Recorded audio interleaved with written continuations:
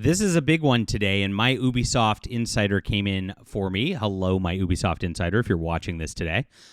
Ubisoft has shut down their Quebec office, perhaps.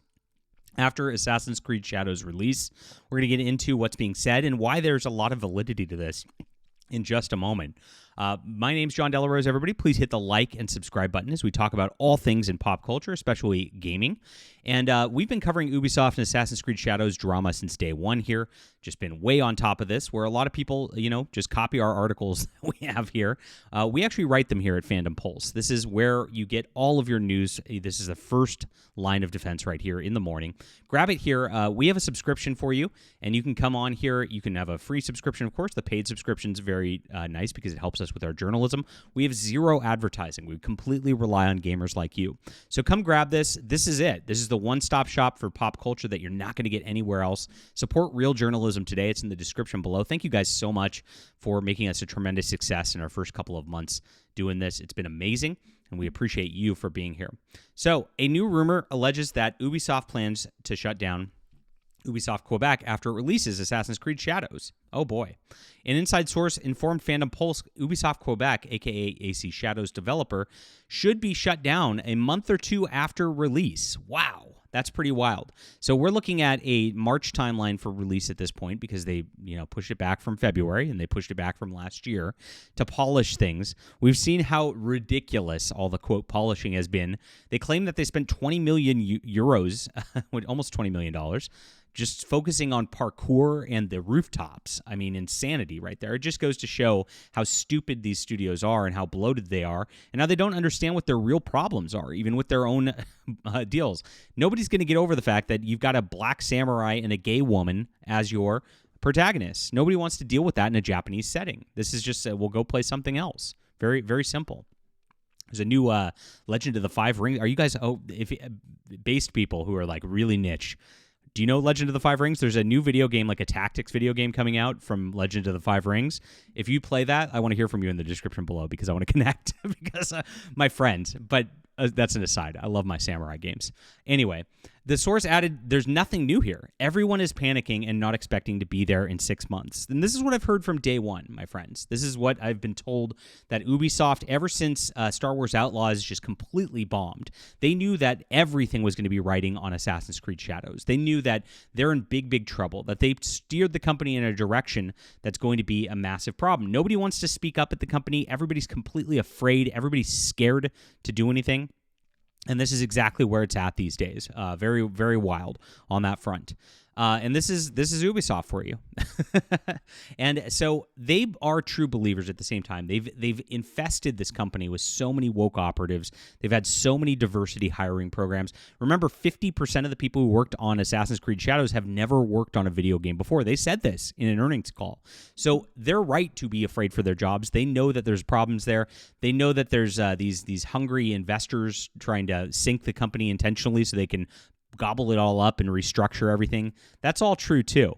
So everybody's living in a complete culture of fear over at Ubisoft right now, and it looks like it might. Now, we predicted, and we actually showed that there were layoffs going on yesterday. Over 100 people got laid off. A couple offices got shut down. And, of course, this comes a couple months after the San Francisco office got shut down. So Ubisoft's got problems all across the globe. Now, Quebec is a different ballgame because this is one of their mainline offices. They've got over 600 employees here. If this goes, this is really, really a complete company restructuring, a complete gutting that's going to be happening.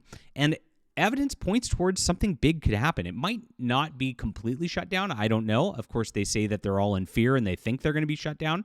That's what the employees actually tell me. But look at this. There's no job openings in Quebec City at all. Not one. That's very, very weird. Usually, if you're going to ramp up a different game after this, if you're going to start different things, if you have other projects, you might be looking to hire somebody to manage those projects or at least work on those projects. You might have to cut some of your staff, get a couple different people for different projects. Very weird that there's zero, right? Furthermore, aside from Assassin's Creed Shadows, the only other project the studio has publicly announced is working on is Rainbow Six Mobile. It was announced as collaborating with Ubisoft Montreal on the project back in 2022. Ubisoft Quebec's been absolutely quiet. on this level. So there it is, Ubisoft Montreal. There's the translation. Welcome to Rainbow Six Mobile. We'll bring the same tactical shooter gameplay. So this studio has nothing in the pipeline. Well, if you had 600 people there and they were expected to have jobs, wouldn't they have something in the pipeline? Very, very weird on that front. Again, this is exactly what's happening here. In July 2024, they announced the delay of Rainbow Six Mobile. Again, just like this one. They said Rainbow Six Mobile, the Division resurgence are no longer expected in fiscal year 2025, as the teams are taking the necessary time to ensure that these experiences deliver expectations with optimized KPIs in a context of a demanding yet very large market.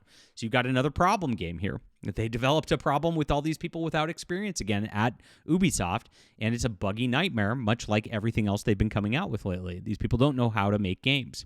Before Assassin's Creed Shadows, the studio released Immortals Phoenix Rising back in 2020. Assassin's Creed executive project producer Mark Alexis Cote revealed in a recent interview that during an appearance at the External Development Covenant, the game was not commercially viable.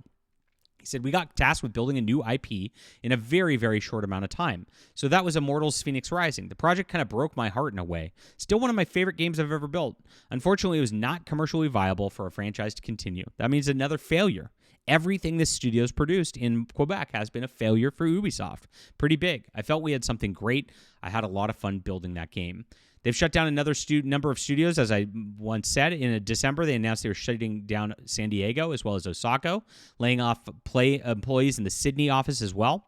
After announcing it was shutting down X-Defiant, they said as a result, half of the X-Defiant team worldwide will be transitioning to other roles. This decision leads to the closing of our San Francisco and Osaka production studios and the ramp down of our Sydney production.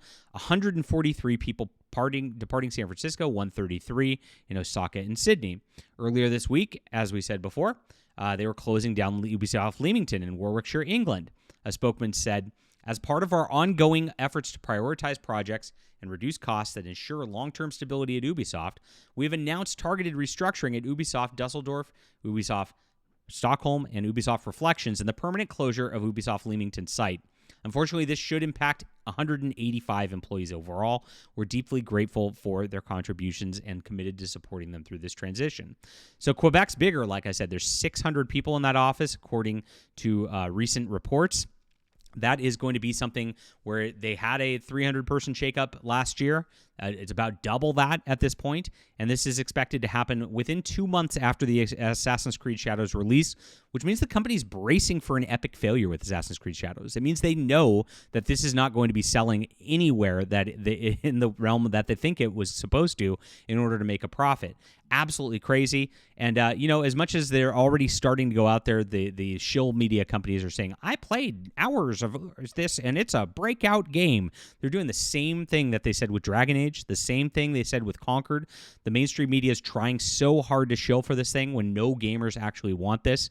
It's going to be a complete disaster for the company, and they're bracing for impact right here. What do you think about this, guys? Do you think my Ubisoft insider here is right on this? Do you think that they're going to be closing it? Do you think it'll be just layoffs? I know layoffs are coming. That's a guarantee at this point, given they've got no games that they're working on there that they've publicly announced. We'll see how bad it gets in just a bit, but we're going to be reporting the news the entire way here. And so please hit the like and subscribe button. Leave a comment down below. Hey, I mentioned Legend of the Five Rings at the beginning of this video. I remember you, and I'll be looking for your comments, guys. Please sign up for Fandom Pulse. It's in the description below. Really appreciate all you guys reading every single day. We do like 8 to 10 articles a day, my friends, and I only do 3 on YouTube here. So I can't get to everything. So do check this every morning. It's worth it. It's fandompulse.com. And really appreciate everybody who signs up for a paid subscription. It helps us tremendously because we are trying to do this full-time for you and compete against Kotaku, IGN, and all those others that won't tell you the truth about what's going on.